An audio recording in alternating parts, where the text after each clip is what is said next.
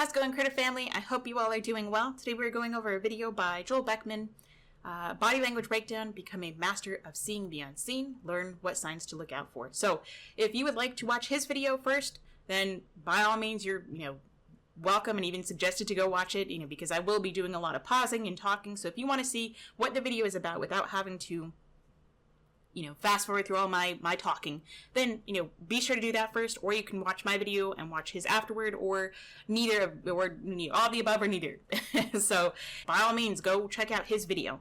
This is the title right here, Joel Beckman. You can go check it out. If you want to support him, of course, by all means, go ahead. I will never tell you not to. I just don't agree with how he trains, but I will never tell you to not, I'm not going to tell you what to do. I just give out my suggestions, give you my point of view. You can take that advice, or you can just totally, ignore it and tell me I'm, I don't know what I'm talking about, and blah, blah, blah, and we can move on our jolly way. So, if you do want to support the channel, then you are welcome to subscribe or like the video, or even check out my Patreon. There will be a link in the description below. For, $2 a month, you can support the channel, and you can get some special content there, longer content. And for $4 and up, I will even answer a specific training question catered to you. So, of course, none of that is necessary. Only if you want to do it, you're able to do it. Getting that out of the way, we're going to get into this. I love reading a dog's body language, talking about it, just watching it back on like they say, a picture is worth 1,000 words is absolutely true. With each still frame of video, you can see exactly what these dogs are telling each other in real time, which is like microseconds that they're talking to each other in. So all footage here being used under Fair Use Act for education, criticism, giving my point of view. He posted it publicly, so I'm going to give my public opinion on it. Learn how to identify a behavior like that. So being playful, it is kind of difficult when, now I'm glad this Doberman does have her ears. It would be more beneficial for the dog to speak to another dog if they had their tail, if it wasn't docked, which is part of the reason why I'm so against basically mutilating the animal's natural looking body, because the tail is used, as you see here, for communication and a number of other things. I love that they have a little bit of shade out here because it seems like it's very hot, so I do love that he has that out there. Become a behavior like that? So that Get was... the reaction? Oh, Jesus, okay, so we can even go back here. I mean, I'm sure he'll go through it, but this dog had their head over this guy's shoulders, and they went to go nip, and he turned around and stared at them pretty stiffly. I think that would have been just enough. It was actually good that this dog didn't continue, but then I guess they stared too long and he decided that he wanted to go forth, and I would have probably stepped in here because that was not necessary. I want this dog to be able to be patient because this dog wasn't starting necessarily face to face trying to start an actual fight. He turned around real quick. This guy got the idea, but he's going too far, in my opinion. Like this. Yeah, that was way too much on Prince's part, which is nothing against the dog. It's how the owners raise and what they allow to happen. Somebody made a great point that, when dogs are in a fenced-in area, generally, especially wild dogs, I believe they said either India or somewhere else, forgive me for, misremembering, but, basically village dogs that, aren't necessarily owned by people. They're just strays, or maybe they are, but they're free-roaming dogs. When they're not fenced in, they choose to run. Most of the time, dogs avoid, whether they're wild or they're village dogs, meaning that they're not necessarily owned, or they are owned and they're like, purebred dogs. In general, they try to avoid conflict. When we're locked up here, dogs can learn and be raised by humans to become bullies. That's why we have the issues between dogs in this type of a situation, in a country versus village dogs that are really not, that aren't completely controlled. Everything they do is controlled by a human. They're able to make their own decisions. You see two dogs, a 9-month-old white German Shepherd right there. Beautiful. So cute. So, perfect. I'm going to go back just a little bit. Perfect example of showing a dog that is very nervous. So we have hackles up, the skin on the back, or what we call piloerection, which is where the hair stands up on end. We have the tail going up. Ears are forward. The back feet are staying back as far as they can, and they're leaning on their front feet. So this is a good example of a dog who is very unsure, very nervous. The hair and the tail kind of going up like this, is more stimulated. The dog is very much paying attention. They're on alert. So this dog, I would say, is playing defense. They're not trying to start a fight or say, hey, I'm big and bad. They're just saying, who are you? What's going on? And they don't necessarily want to start conflict. I'm going to break down the body language. But when that doesn't work, so now they're playing a little bit more being offensive. They're saying, well, this dog is still staring at me, still barking at me. That didn't get them to go away, so maybe I need to do a little bit more. So you see as the tail goes a little bit higher. You guys are experts at body language. Hopefully, and you can help. Wow, look at that mohawk. Oh my goodness. The dog is still very stimulated, open mouth. So he or she is not entirely being, again, offensive or on the offense or being, what I would claim to be aggressive. This is just stimulation and nervousness and fear. What is the first thing you notice? How about the hair up? Goes back up because this dog, which I would not allow nor want a dog to be over here staring. His ears are up, so they're always, they can appear to be more, prominent, more aggressive, which is why humans do it for the look, because it has no purpose for the dog. He doesn't have a tail, or he does have a tail. He has a stub of a tail, but, he doesn't have a longer tail like he normally would have. And also, Beckman has just raised him to be a bully, in my opinion. Hair up on the back of a dog mean. And he's telling this dog off. This dog is nervous, so there's no need for him to be sitting here trying to taunt this dog, which is what I see it as. This guy is, one, we have a barrier, so we can cause barrier reactivity. He's right here by the gate. This dog is choosing to stay all the way over here. I would never allow Adonis to be staring at another dog like this. I would never allow Adonis to be standing here staring at another dog, especially when showing this kind of fearful behavior. But Adonis wouldn't anyway, because he was able to read when a dog was nervous, and he would just ignore him. He would turn his back to them. He didn't care. He trusted me. He knew I wouldn't let them get, I wouldn't let them get near him or hurt him. If a dog was being Mr. Tough Guy, then yeah, Adonis might give him a little bit of sass. He might kind of, mock charge him or a little, but then I always made sure to make everybody calm again. But certainly in a situation like this, I would move him away. All the time, it or is change not a bad his thing. It means the dog is stimulated. Now, if a dog is super stimulated and another dog runs up to it. So see, this dog gives a little lip lick, or it looks like it. They run over, they stop here. Again, he is still intimidating this dog, and he's also higher than this dog physically. So in his mind, he can also feel higher. This dog feels lower because he has the high ground. All of this, to me, just seems like, again, it's not the dog's fault, but we have raised them to be a bully, to push other dogs. If there were no fences here, then this dog wouldn't be forced to interact with him. And he may not feel the need to enforce himself on this dog. But we got a lip lick showing anxiety. Now, notice the lip lick. What does a lip lick mean? A lip lick means simply, I don't want to fight. There's other people who believe differently. I just believe it means I don't want to fight. It is a signal to the other dog. Well, they can show it for many different reasons. Usually it means, in the simplest of terms, that a dog is nervous. It doesn't necessarily mean they don't want to fight. In this context, yeah, they don't want to fight. They're nervous. This dog is saying, quit staring at me. I'm just putting human words to it. A lot of people will go to touch a dog, and it'll give a lip lick. That doesn't mean that they don't necessarily want to, they don't want to fight, but to me, I like to say it as more as they're nervous. So it's a warning sign. This dog has not They're been uncomfortable. around a lot of dogs. You can kind of see that with the head movement. So now they're sniffing. Once he gets up, he starts sniffing. This dog starts sniffing, which is better because it's more of a calming behavior than just staring. But the hackles are still up, very stimulated. We have long lips. Could be stress tongue, or it could be that it's just hot out. And so whatnot. She had diarrhea early on in life, and so they didn't get the dog around a lot of dogs. Look at the hair up. And so I wonder if that was a sign of parvo or not, which is why some of the symptoms, they might have worried that it was parvo because, parvo is a very deadly viral infection that puppies can get. And, that's why I'm super big on making sure puppies are not in public places, public parks, or on the grass or the dirt, until they are fully vaccinated for parvovirus, because it can kill a dog.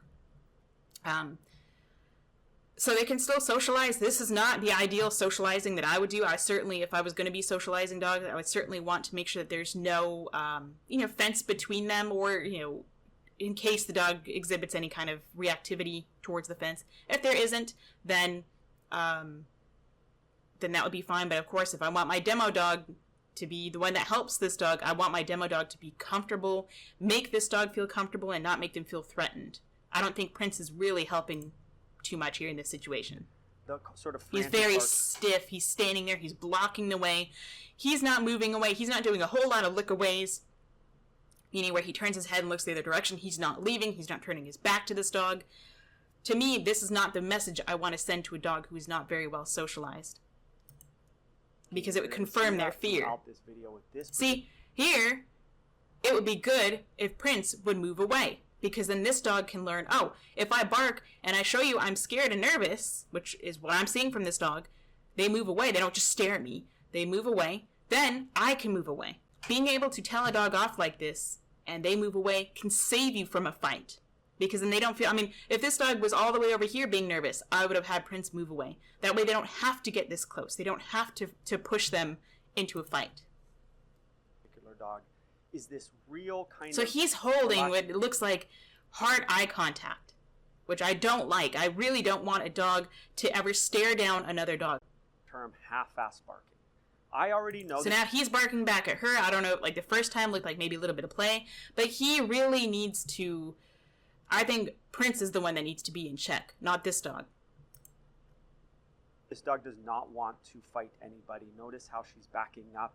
Yeah, and so Prince is not going to help that, because if she doesn't want to fight and she's trying to tell him, you're scaring me by staring at me, back off, then he's not going to help that. He's going to force her to go into a fight, or she's going to go up and, if she sniffs and he reacts, then it can turn into a fight. Head movement is frantic. It's half-assed. This dog doesn't want to bite anybody. I'm going to go to original audio so you can hear the solution. So she learned effectively that barking at this other dog doesn't work, so she moves away. That's also okay for her to learn. But in the end, Prince, being a bully, being raised as a bully just like his human owner raised him to be a bully like himself, she's learning that she can, the only option is to ever run away, which is okay, but at the same time, Prince is also, you're not just working with one dog, you're reinforcing with this dog that he can get his way all the time. Move forward until this reaction just naturally lessens.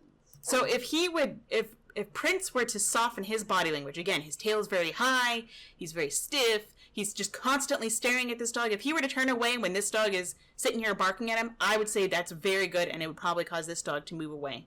Because that's what I would want, is for your demo dog, or any other dog, to learn that when a dog is scared, they're not sure about you, and they're barking at you, turn away, and then you can teach them you're not a threat, and then they can turn away. How do we get this reaction, the hair on the back to go down, the barking? You get Prince to stop staring at her and stop standing there and trying to intimidate her. That's how you get that to go down. How do we get this reaction to lessen? What is... You control your demo dog. Do we need to reinforce or retreat? Staring. Okay, now he moves away. Only when she moves away. He needs to learn that he can move away first and not just wait for these guys, because that's how you become a bully. Do we need to pet her? No.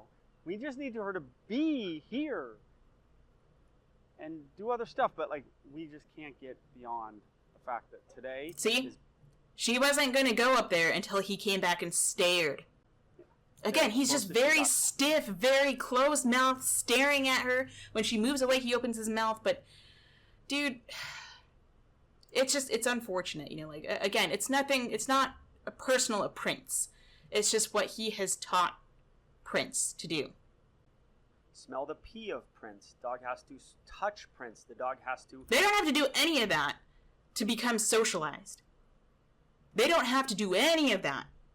I'm totally fine with a dog never making friends with another dog as long as they can tolerate them. I never expected anyone to make friends with Adonis, or Adonis to make friends with anybody else. Even when working with clients, I just wanted them, like I taught Adonis, just tolerate another dog and know that I will keep you safe. You don't ever have to go meet them. You don't have to accept sniffing from them. Adonis hated butt sniffing. He never let anybody go sniff his rear end. He also didn't, he was fine with like sniffing on the side, but he didn't like anybody behind him. He didn't trust it. Maybe because we've been attacked several times, from behind. Again, always off-leash dogs, but, and going to the face is very rude. So if you were nice and calm and gentle and you came and, sniffed him on the side, he'd be fine with that. Feel another dog's tail hit its face. The dog has to... I don't think you have to feel that to be socialized at all. To them. Now Prince is inside the fence, and you're going to see that. And it didn't help her any, because now she feels trapped. Again, half-ass barking. The head is moving too much. I wouldn't say half-ass barking. I don't know what he means by half-ass barking. Obviously, I haven't been really listening, but I listen to what the dogs are saying, not just what the human is saying. She's still very alert, but she's still very nervous. She's barking at him to tell him, hey, stay away. Keep your distance. She's stimulated. She's nervous. Her ears are up. She doesn't have whale eyes. Her lips seem fairly relaxed. Her tongue's hanging down. It's not held up with stress. Her tail is up. Hackles, kind of up a little bit, but not entirely mohawk. Her little feet here are digging in. So she seems alert enough. I wouldn't say terrified or petrified. Head goes up. She moves away. Is it because he was coming in? Not moving into... Okay. So he held on to Prince. She moved away on her own. Terrific. Maybe she felt more comfortable because Prince was finally being controlled by someone. Not that he needs to be in control like the way Beckman controls something, but, it might make her feel more comfortable. Prince, you've seen dogs run over and attack fences to Prince and to so other dogs. The fact that he has to hold on to his dog, especially like this, shows I wouldn't trust anyone, let alone my own dog, around this guy's dog. Especially not while he's here. Prince may act differently when he's not there, but the fact that you have the trainer who has to hold on to his own dog like this, and he's about to let this dog loose in an area with your dog, and he's the demo dog, bunch of red flags. And that is not this dog. I am not worried in any way if you see a lot of those signs. Again, very tall, stiff tail, very tall, stiff head, ears. He's looking at this dog. He's staring at this dog. Mouth is closed. And this dog looks like a coyote, poor little thing. Is very, very... See, when you go clip by clip, it's amazing to see exactly what this dog is telling him. Rounded back, short lips, showing teeth while barking. Ears are back. She's saying, hey, stay away. Joel does not need to walk his dog up to her. If anything, he could walk him back and forth over here or over there. Or on the other side of this fence. She doesn't have to come in close contact with Prince to learn anything, to be socialized. She's showing she's really not comfortable. Back to the hackles are up. She's trying to tell him, hey, don't come any closer. Stay back. I'm nervous. Back feet are still, again, planted. And this is a dog that is like a cat with their hackles up, raised up and hissing, the typical, like, Halloween-looking cat. She's nervous. Right there. You really shouldn't Gets be worried distracted. about your dog or the other dog. Does that mean... So, again, wow, coming over, we're going to go through So we come over again. The lips are raised. She shows more of those front teeth. Hackles go up. Tail goes down, showing more anxiety. This right foot comes up. And she's telling him more, stay back. Don't come near me. I'm afraid. You should just let dogs roll up. And she looks away to her owner for guidance, or if I were her owner, or I were there, I would instruct her owner to walk backwards and call her dog back, because we want her dog to know that when they're nervous, they go back to their owner and they're safe. And they can trust whoever's, working with the other dog, if it were myself and the demo dog, or Adonis, that we would back up as well. I want them to learn to show this behavior before trying the other option, which is to run up on the other dog and get them before they get her. So hackles are up, tail is going down lower. She, head is down and low, and she's, staring at him, but she does a lot of lookaways. Feet are still digging into the ground. Your dog who's like this? No. Wow, that was very, very interesting. Beautiful still image here. She is telling that she shows the teeth before she barks. Tail is down. Although the tail may be wagging, that's stimulation. That doesn't necessarily mean a happy dog. So she's showing teeth. Looks like a wolf. I mean, beautiful dog. Hackles are up. And she says, hey, I'm telling you, back off. She does this, and then she goes to the bark. Like this, no. But not because your dog's going to... And she's still planting herself. She looks to mom and dad. They're not doing anything, so she might think, well, this is the right thing to do. Or she's just going to keep trying something. Fight the other dog, but because... She doesn't want to go up to the other guy. Mom has moved over this way. Cameraman also is here, which is a distraction, which could cause a lot of issues when you have a bunch of people and these dogs. They can distract them and mess up the session. So I do appreciate he's holding on to Prince, but it still doesn't. I imagine Prince is still staring at her. He's just keeping Prince from going over and messing with her in person or in dog, I guess. But I'm perfectly fine with her going up and checking and going away on her own. We don't need to drag her over to say hi to Prince. We don't need to drag Prince over to say hi to her. But again, her tongue hanging out like that, she's very overstimulated. And I would prefer it not to come from, a place of anxiety. Process if another dog overwhelms the dog. Good. So very good. So she comes over here. Prince looked away there. He has long lips. He's panting. He might be looking away because he feels more trapped with Joel hanging on to him here, and she's coming around the back just to kind of get a view of him, and he may feel uncomfortable, but he knows he doesn't want to try anything with Dad here, so he might be looking away because he's trying to be on his best behavior. So she got a little bit too close, maybe, and she says lip lick. I got too close, I'm nervous. Or it could be because he's moving closer, and that's why she did the lip lick. And that's why I had the two owners. So he's showing a little bit more of, he's aware of her. He's probably just as scared, because he's, again, essentially shark bait.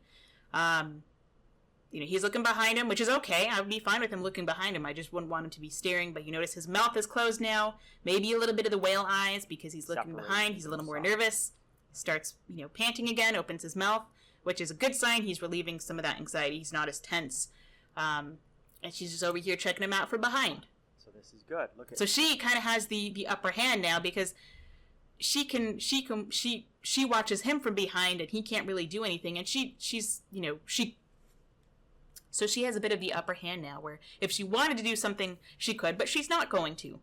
She might feel a little more comfortable because she's looking at the back end now. She's looking at his vulnerable side, and he's over here reinforcing that that's good, you're doing well by just standing here. Smelling of the air. That's what this dog's doing right now. So she moves away. Notice there's no barking at all here. She's not even threatened, which, is good because dogs aren't horses. They, the butt end is the business end. But she's not even threatened. She moves away. Versus on the other side, when, she wouldn't just turn away like that. She, would turn, she would look at him, do the little bark, and then move.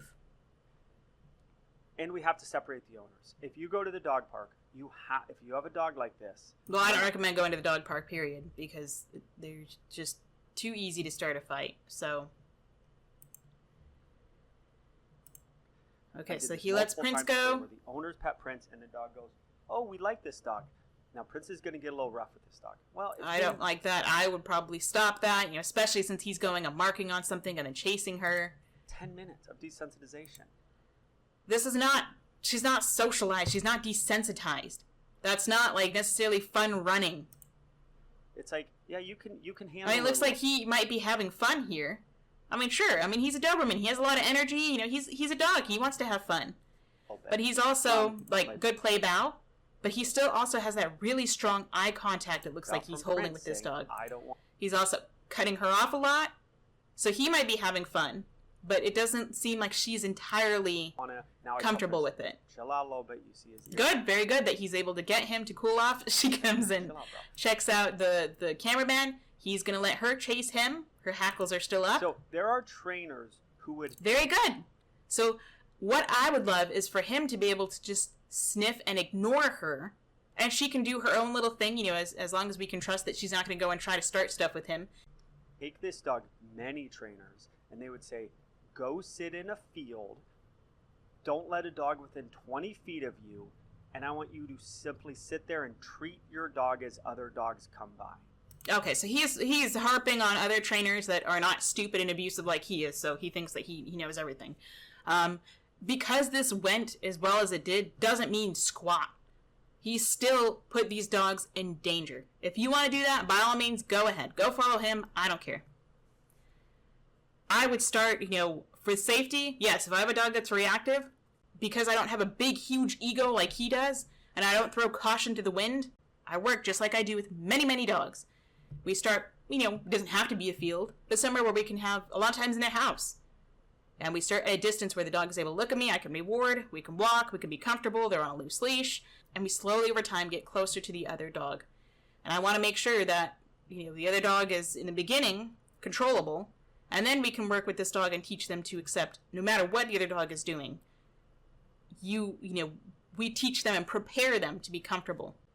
Meeting another dog. So she is nervous, and Miss Vizsla is so nervous they have their tail tucked. So great, you're making this dog shark bait, trying to socialize this one, but you're dragging this one over here. So she's not going to necessarily try to be offensive, but maybe she will, because Prince taught her to be more offensive than she might have been. So you're putting this dog at risk, you're putting these dogs at risk. Good Lord. It's either that he knows that when we go in the office, he gets put in that. No, so now he's flooding this dog. This dog would probably be very, gentle, and probably would move away if she snapped at them. But she's learning that when she tells dogs to back off and mind their business, that's not going to work. So he's just flooding this dog and saying that it's training and desensitizing and it's great and all this and that. House, and I think that's probably it. And just because they happen to kind of play, people are going to say, oh, this is great, this dog is desensitized or socialized. No, they're not. This really won't, he's really not doing anything for this dog. Or he thinks those owners kept walking away from the dog. I don't think they want to be with the dog. I don't think Joel wants Again, just hard stare, stiff tail, whatever he has left of one. I wouldn't, this dog is the one that's looking away. I would not, I don't think he's a good demo dog. I'm not impressed with that. I'm not saying that he's not a good dog. Prince is, he's a great dog. Any of these dogs are great dogs. It's nothing on the dog. It's about the human, and in this case, the trainer, the great trainer, who has raised this dog. So that's what I see about body language. So many tiny little signals that our dogs tell us. From a tiny lip lick, to whale eyes, to a look away, to a more severe look away, to them walking away. Their tail goes up, their tail goes down. They move their foot in, or, back or forward, or they lean away. Tiny little things that we miss. So I think it's great to look at, just look at random pictures of dogs on Google or video, or go to your dog park and take a picture at any random point and just look at those dogs and study that and study what those dogs are telling the other dog.